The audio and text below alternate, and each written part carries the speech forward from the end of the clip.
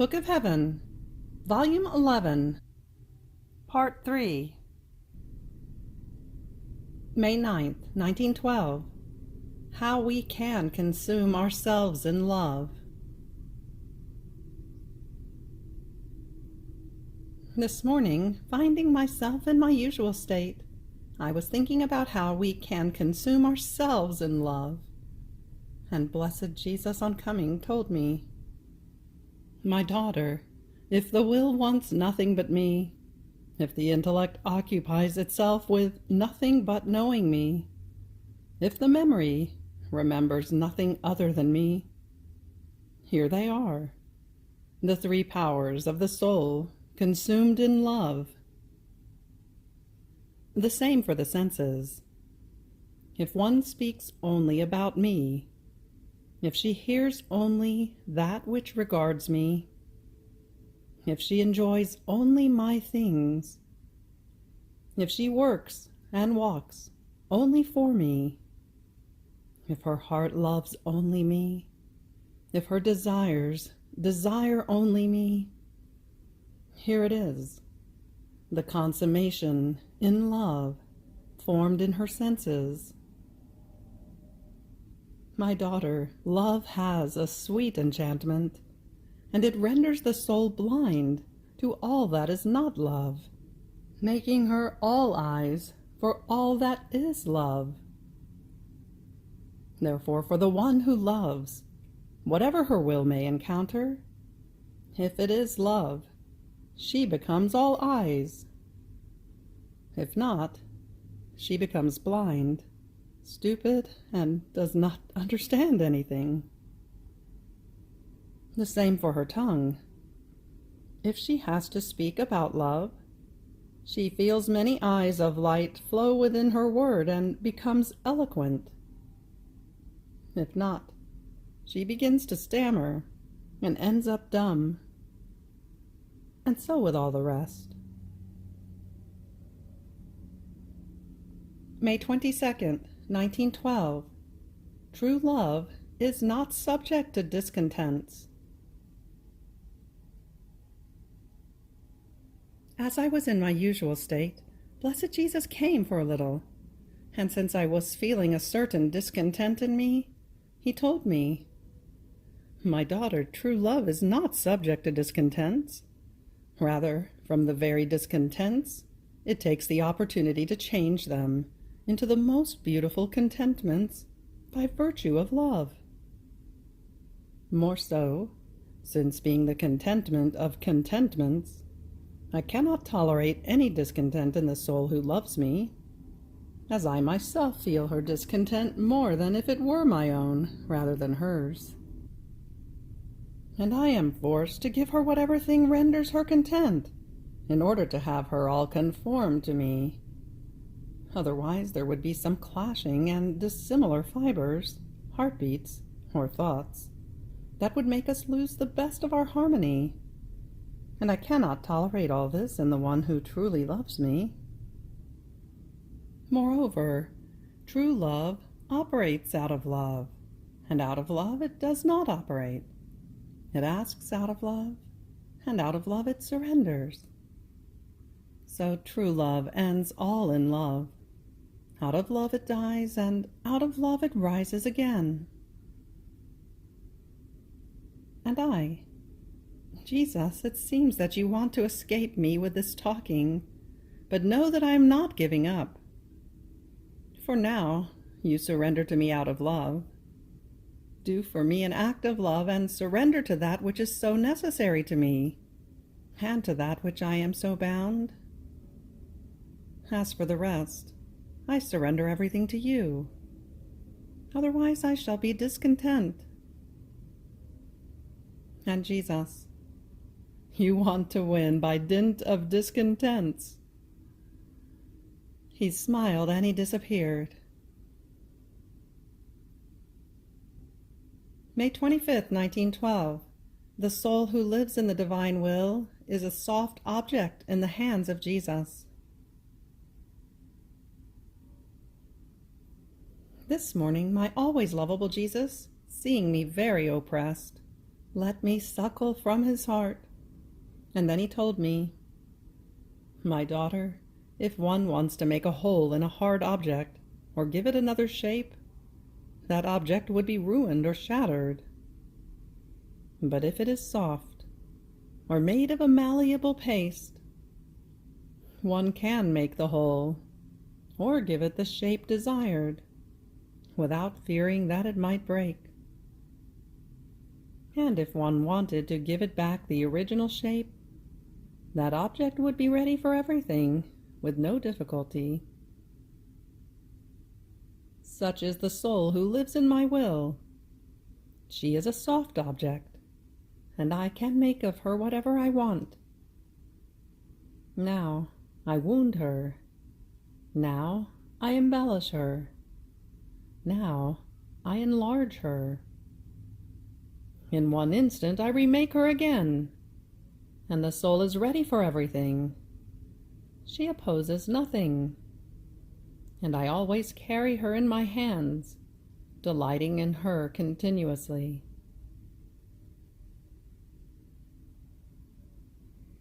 May 30th, 1912. For the soul who truly loves Jesus, there cannot be separation from him. Love forms their mutual rest. Continuing in my usual state, I felt oppressed because of the privation of my always lovable Jesus. And he, on coming, told me, "My daughter, when you are without me, make use of this very privation, to double, to triple, to increase 100-fold your acts of love toward me, in such a way as to form an environment, all of love, inside and outside of you, in which you shall find me, more beautiful and as though reborn to new life. In fact, wherever love is, there I am. Therefore, for the soul who truly loves me, there cannot be separation. Rather, we form the same thing, because love seems to create me, to give me life, to nourish me, to make me grow. In love, I find my center, and I feel recreated, reborn, while I am eternal, with no beginning and with no end. But thanks to the soul who loves me, I enjoy love so much that I feel as though remade. Furthermore, in this love I find my true rest. My intelligence rests in the intelligence of the one who loves me. My heart, my desire, my hands, and my feet rest in the heart that loves me, in the desire that loves me and desires only me, in the hands that work for me, and in the feet that walk only for me. So part by part, I go along resting in the soul who loves me, and the soul, with her love, finds me in everything and everywhere. She rests completely in me, and in my love she is reborn. She is embellished, and she grows in an admirable way in my own love. June 2nd, 1912. Only the things that are extraneous to Jesus can separate the soul from him. Continuing in my usual state, I was lamenting to Jesus about his privations, and Jesus told me, "My daughter, when there is nothing in the soul that is extraneous to me, or that does not belong to me, there cannot be separation between myself and the soul.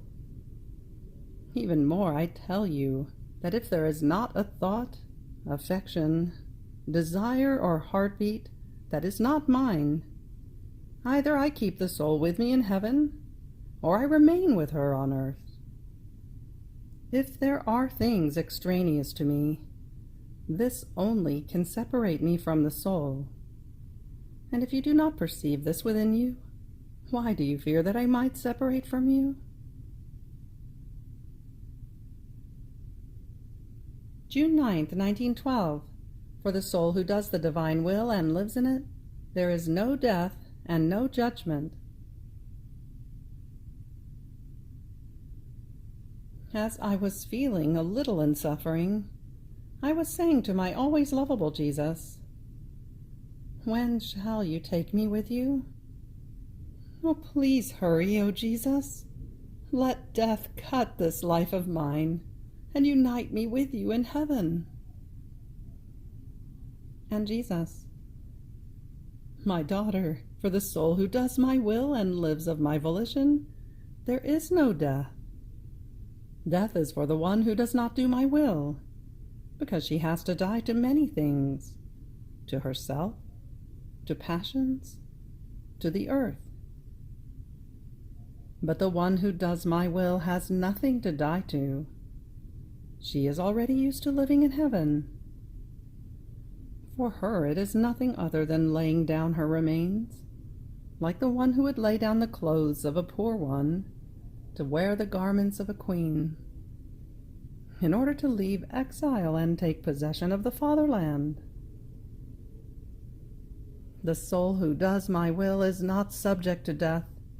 She receives no judgment. Her living is eternal. That which death was supposed to do, love has done in advance, and my will has reordered her completely in me, in such a way that I have nothing for which to judge her. Therefore remain in my will, and when you least expect it, you shall find yourself in my will in heaven. June 28, 1912. The soul who lives in the divine will is a heaven in which Jesus is the sun and his virtues are the stars. Continuing in my usual state, Blessed Jesus came for a little and told me, "My daughter, the soul who does my will is heaven, but heaven without sun and without stars, because I am the sun. And the stars that embellish this heaven are my own virtues. How beautiful this heaven, such as to enamor whomever can know it. And much more am I enamored, as I place myself like sun in the center of this heaven, and I keep darting through it, continuously, with new light, with new love, with new graces. How beautiful it is to see this heaven, if the sun shines. That is, when I manifest myself and caress the soul, filling her with my charisms. I embrace her, and touched by her love, I faint and I rest in her. All the saints gather around me while I rest. They are amazed in watching this heaven in which I am the sun, and remain ecstatic at this prodigious portent, because neither on earth nor in heaven can one find anything more beautiful and more delightful for me and for all. How beautiful this heaven, if the sun hides, that is, when I deprive her of me. Oh, how the harmony of the stars can be admired. In fact, the air of this heaven is not subject to clouds, to showers, to storms, because the hidden sun is hidden in the center of the soul, and its heat is so burning as to destroy clouds, showers, and storms. The air of this heaven is always calm, serene, and sweet-smelling, and the stars that shine most brightly in it are perennial peace and endless love. Whether the soul is hidden in the sun and the stars disappear, or the sun is hidden in her and the harmony of the stars appears, this heaven is beautiful in every way.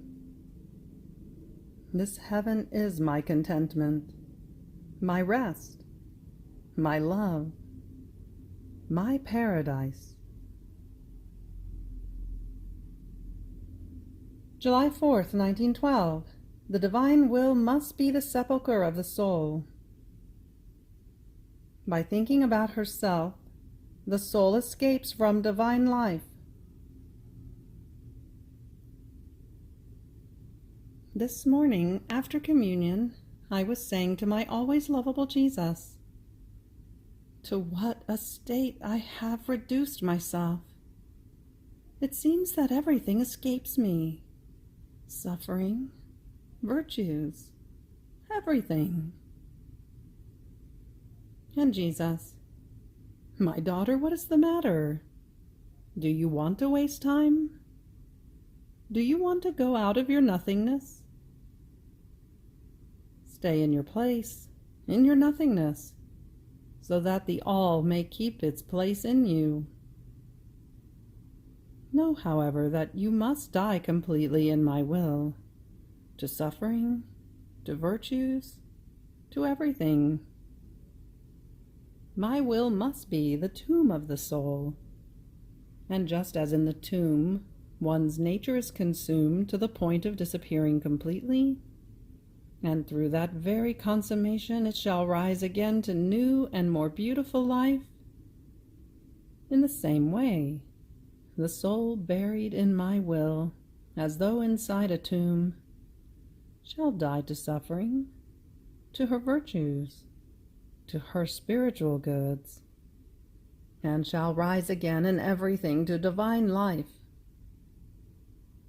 Ah, my daughter, it seems that you want to imitate the mundane, who tend to what is temporal and ends, while they take what is eternal into no consideration. My beloved, why do you not want to learn to live only of my will? Why do you not want to live only the life of heaven, even while being on earth? My will is love, one that never dies. Therefore my will must be your sepulchre, and love is the lid that must lock you and seal you in, giving you no more hope to get out. And besides, every thought that regards oneself, even about virtues themselves, is always gaining for oneself and running away from divine life. While if the soul thinks only about me and what regards me, she takes divine life into herself, and by taking the divine life, she escapes the human and takes all possible goods. Have we understood each other?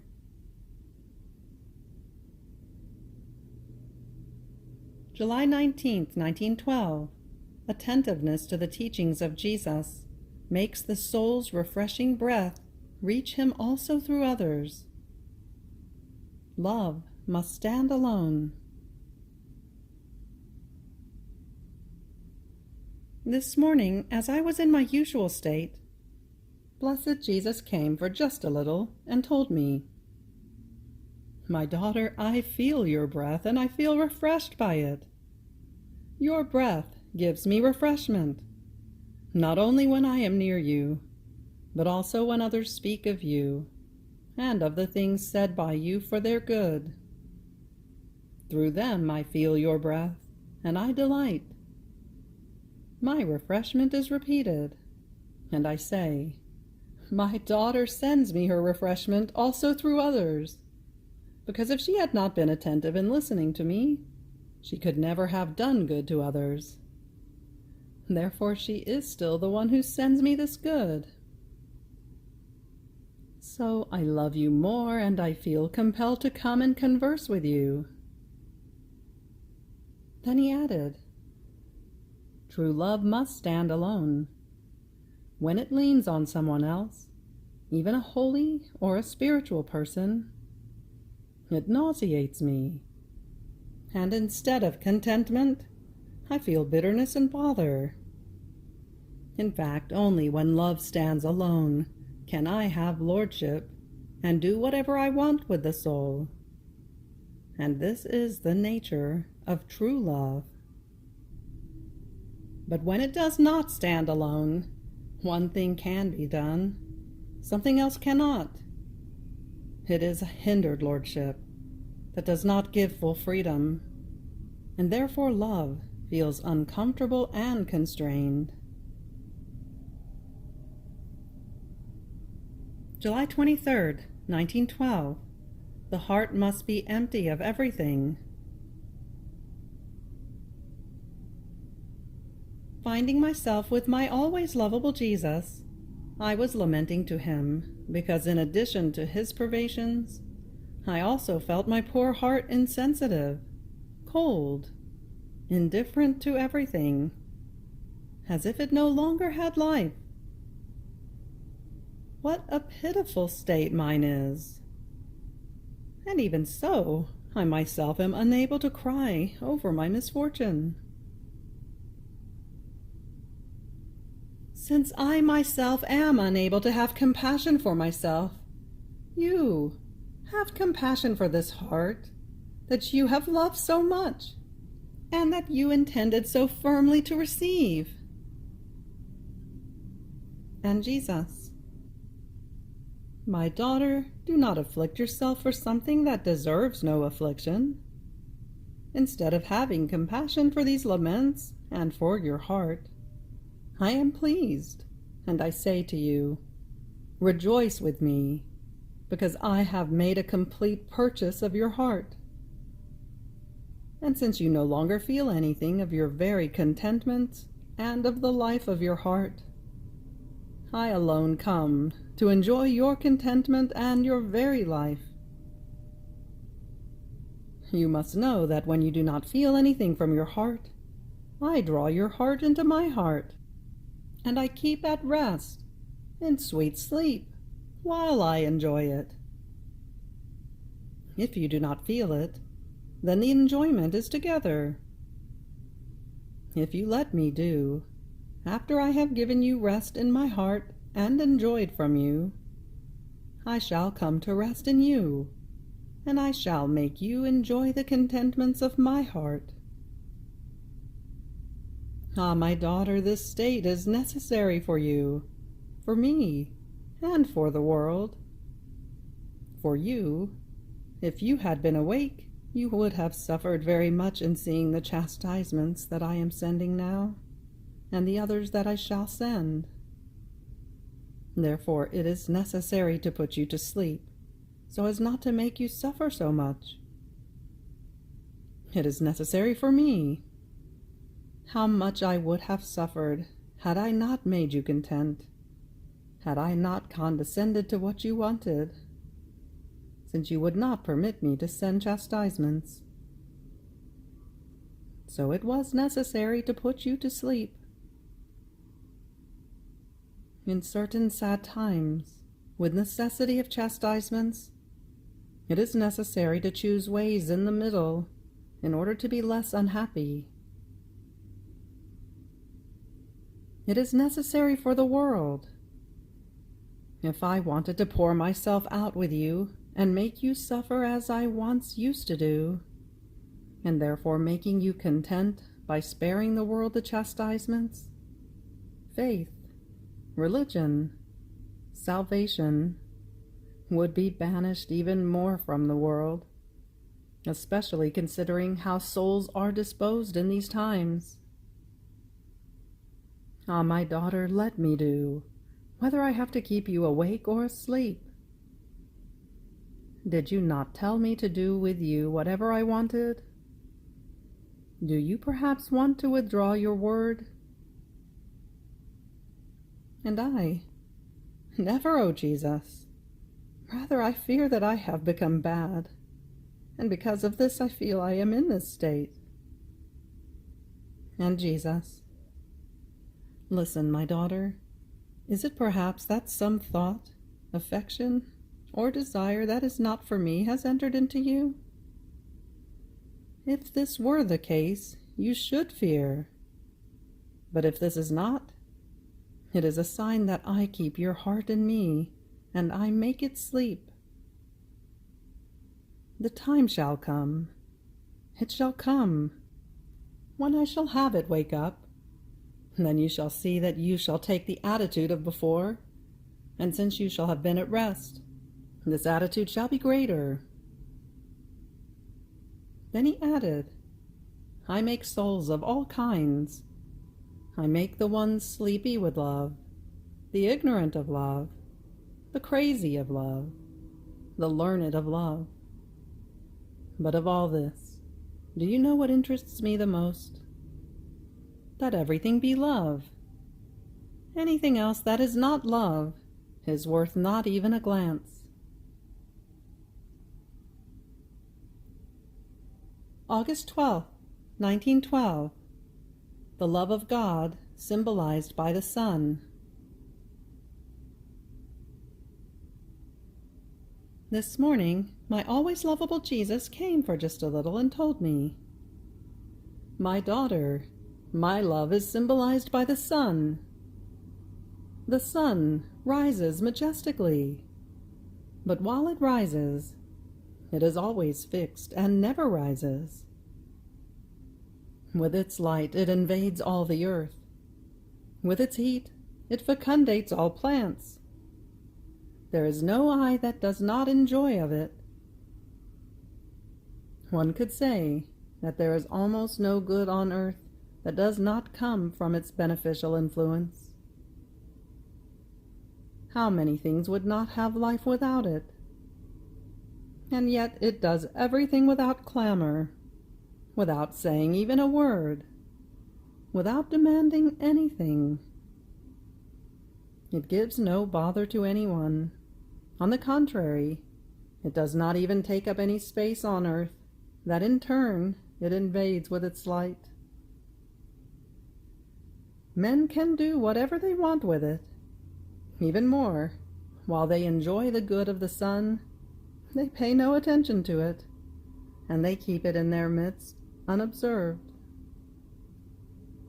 Such is my love symbolized by the sun. Like majestic sun, it rises in the midst of all. There is no mind that is not irradiated by my light. There is no heart that does not feel my heat. There is no soul that is not embraced by my love. More than sun, I am in the midst of all. But how few pay attention to me. I remain almost unobserved in their midst. I am not requited, and yet I continue to give light, heat, and love. If some soul pays attention to me, I go mad, but without clamor, because being solid, fixed, truthful, my love is not subject to weaknesses. Just so would I like your love for me, and if it were so, you too would become sun for me, and for all, because true love possesses all the qualities of the sun. On the other hand, a love that is not solid, fixed, truthful, is symbolized by earthly fire that is subject to variations. Its light is not capable of illuminating all. It is a very gloomy light, mixed with smoke. Its heat is limited, and if it is not fed with wood, it dies down and turns into ash. And if the wood is green, it sputters and smokes. Such are the souls who are not completely for me, as my true lovers. If they do a little bit of good, it is more clamor and smoke that comes out of their actions than light. If they are not fed by some human bother, even under the aspect of sanctity, of conscience, they die down and become colder than ash. Their characteristic is inconstancy.